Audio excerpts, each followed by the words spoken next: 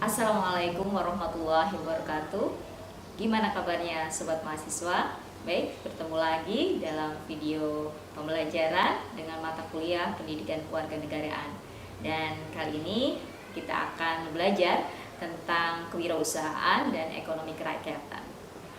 Baik, sebelum kita belajar pada inti dan diskusi yang akan dilanjutkan dengan pembelajaran online nantinya, Ibu akan jelaskan tentang bagaimana kewirausahaan itu terbentuk.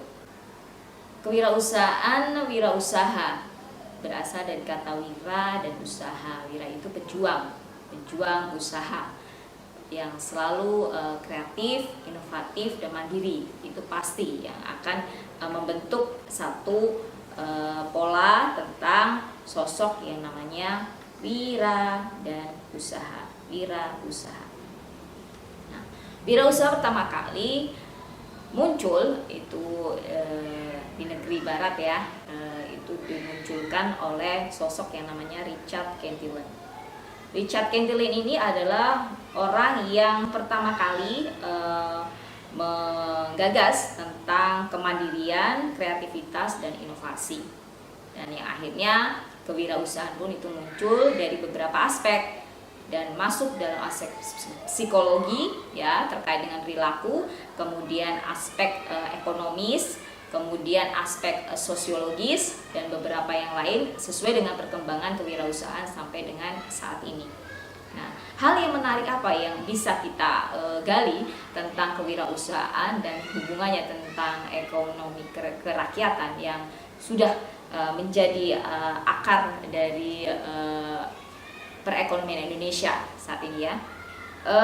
Kewirausahaan itu membangun atau melandasi dari lahirnya atau munculnya ekonomi kerakyatan atau ekonomi yang saat ini lebih dilejitkan adalah ekonomi kreatif ya, untuk pemerintahan saat ini hingga nanti pada tahun 2030 itu ekonomi kreatif itu digeliatkan.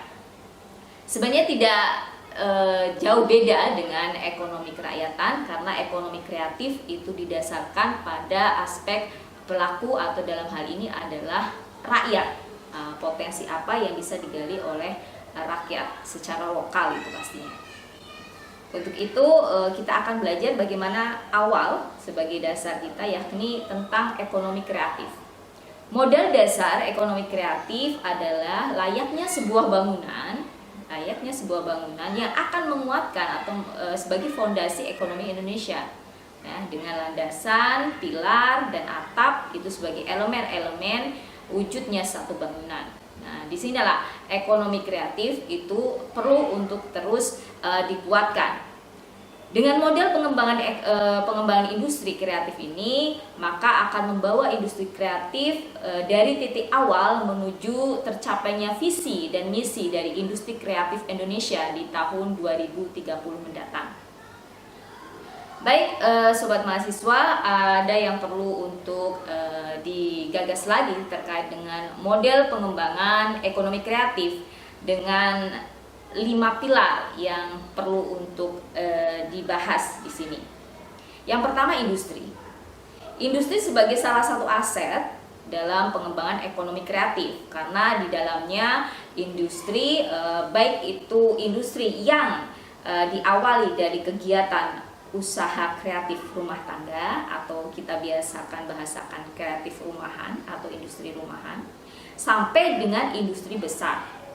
Kalau dari orang bilang usaha itu dari hulu ke hilir, dari awal modal atau bahan produksi itu diolah, kemudian menjadi produk setengah jadi, menjadi produk jadi, seperti itu. Kemudian yang kedua, pilar teknologi. Teknologi mendapat tempat di urutan kedua karena teknologi ini sangat berpengaruh terhadap kemajuan dari perkembangan industri itu sendiri. Dalam hal ini ekonomi kreatif.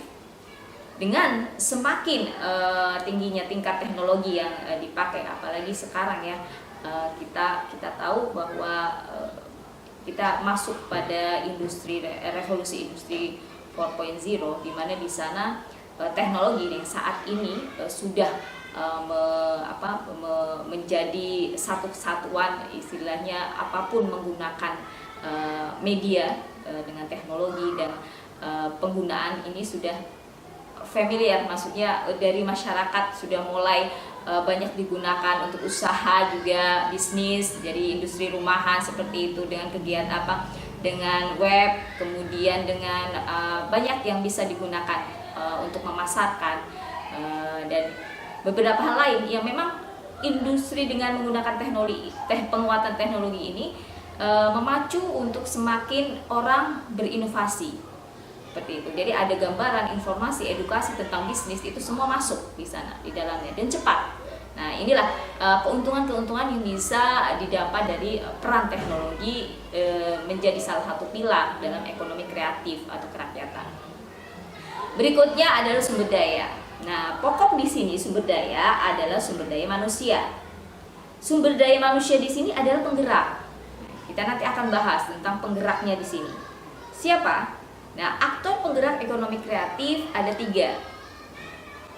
Mereka adalah intelektual atau cendekiawan, kemudian para pebisnis itu sendiri atau pelaku usaha, kemudian yang berikutnya adalah pemerintahan. Nah, yang jelas ya, kalau pemerintahan kita akan bicara tentang kebijakan ya, karena di dalamnya itu pemerintahan memiliki kebijakan-kebijakan terkait dengan bisnis ataupun unit bisnis yang berjalan oleh individu ataupun komunitas kelompok.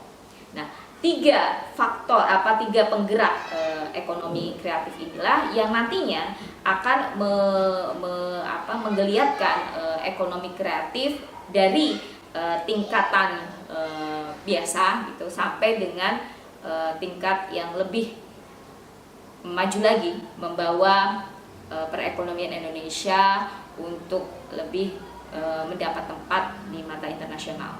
Nah, peran cendekiawan itu sebagai agen yang menyebarkan dan mengimplementasikan ilmu pengetahuan, seni, dan teknologi, serta sebagai agen yang membentuk nilai-nilai yang konstruktif bagi pengembang industri kreatif di dalam masyarakat.